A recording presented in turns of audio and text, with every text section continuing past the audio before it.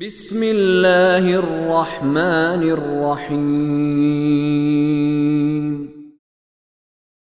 وَلِيُمَحِّصَ اللَّهُ الَّذِينَ آمَنُوا وَيَمْحَقَ الْكَافِرِينَ أَمْ حَسِبْتُمْ أَن تَدْخُلُوا الْجَنَّةَ وَلَمَّا يَعْلَمِ اللَّهُ الَّذِينَ جَاهَدُوا مِنكُمْ وَيَعْلَمَ الصَّابِرِينَ وَلَقَدْ كُنْتُمْ تَمَنَّوْنَ الْمَوْتَ مِنْ قَبْلِ أَنْ تَلْقَوْهُ فَقَدْ رَأَيْتُمُوهُ وَأَنْتُمْ تَنْظُرُونَ وَلِيُمَحِّصَ اللَّهُ الَّذِينَ آمَنُوا۔ اب دیکھ قرآن کرتا کیا تاکہ اللہ مومنوں کو فلٹر کر لے۔ تمحیص، یہ وَلِيُمَحِّصَ اللہ، تمحیص کسے کہتے ہیں؟ تمحیص عربی زبان میں اس پروسیس کو کہا جاتا ہے کہ جس کے ذریعے ملاوٹی چیزوں کو خالص چیز سے الگ کر لیا جائے اور اس چیز کو خالص کر لیا جائے۔ وَلِيُمَحِّصَ اللَّهُ الَّذِينَ آمَنُوا، پہلے کیا فرمایا تھا؟ وَلِيَعْلَمَ اللَّهُ الَّذِينَ آمَنُوا، تاکہ خدا جان لے پیور کر دے ان کو۔ اور یہاں پہ ایک دوسرا بھی اس میں معنی چھپا ہوا، اور یہ تاکہ مومنوں کی جو کمیاں ہیں میدان میں رہنے کی وجہ سے وہ بھی اللہ معاف کر دے۔ میدان میں آنے کی وجہ سے خدا ان کو وہ پچھلے بھی جو کمیاں تھیں وہ بھی معاف کر دے۔ وَلِيُمَحِّصَ اللَّهُ الَّذِينَ آمَنُوا، تاکہ اللہ پیور کر دے۔ یہ انگلش کا لفظ استعمال کر رہا ہوں، یہاں لکھا ہوا ہے ایمان والوں کی چھانٹی کر دے، الگ کر لے ان کو۔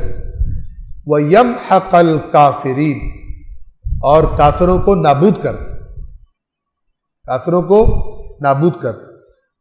یہاں مراد کیا ہے کہ جب مومن میدان میں آتے ہیں تو خالص مومن ہوتے ہیں کہ جو کفار کی تباہی کا اور شکست کا سبب بنتے ہیں، لیکن ادھر بھی جو منافق اور دو نمبر مال ہوتا ہے بھاگ جانے والا، وہ بھی پتہ لگ جاتا ہے۔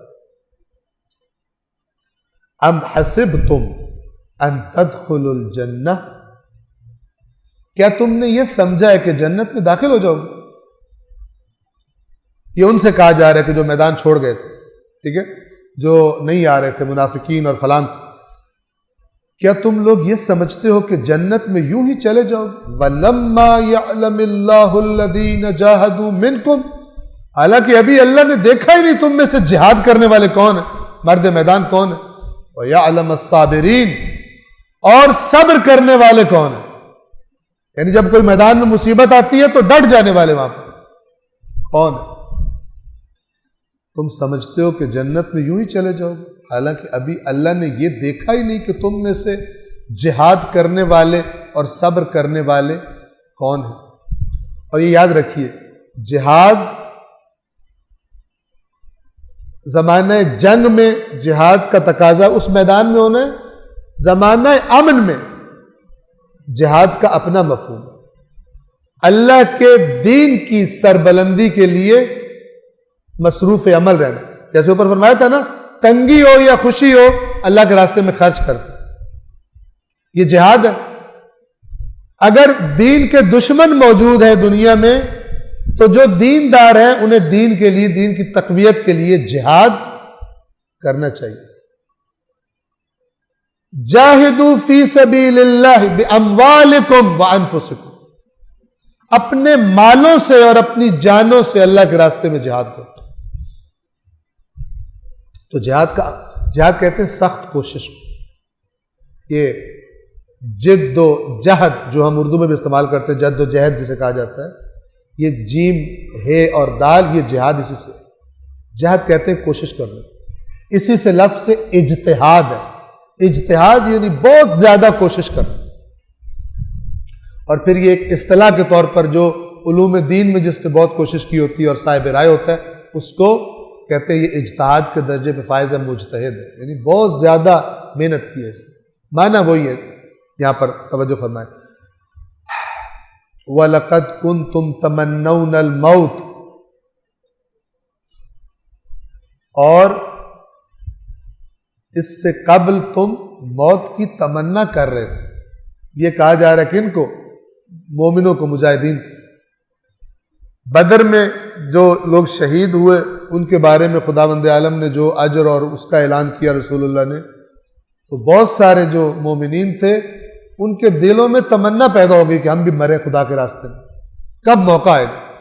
اب یہ خداوند عالم ان کو وہ یاد کرا رہا ہے۔ وَلَقَدْ كُنْتُمْ تَمَنَّوْنَ الْمَوْتَ مِنْ قَبْلِ أَنْ تَلْقَوْهُ، اور موت کے سامنے آنے سے قبل تو تم مرنے کی تمنا کر رہے تھے. فَقَدْ رَأَيْتُمُوهُ، تو اب تم نے اسے دیکھ لیا، موت کو دیکھ لیا. وَأَنْتُمْ تَنْظُرُونَ، اور تم نے موت کو سامنے دیکھ لیا، اور تمہاری نظریں، یعنی تمہیں وہ نظروں سے نظر آ رہی تھی جسے تم دیکھ رہے تھے. اب توجہ فرمائیں، یہ کیا کہنا چاہ رہا ہے اللہ تعالیٰ یہاں پر؟ کیا فرمانا چاہ رہے ہیں کہ یہ جو بھاگنے والے مسئلے کے بعد ہوا کہ تم تو موت کی آرزویں لے کر آئے تھے جب تک تم نے دیکھی نہیں تھی قریب، جب قریب دیکھی تو تم میں سے کچھ لوگوں نے کیا کیا؟ میدان سے بھاگ گئے. صدق اللہ العلی العظیم.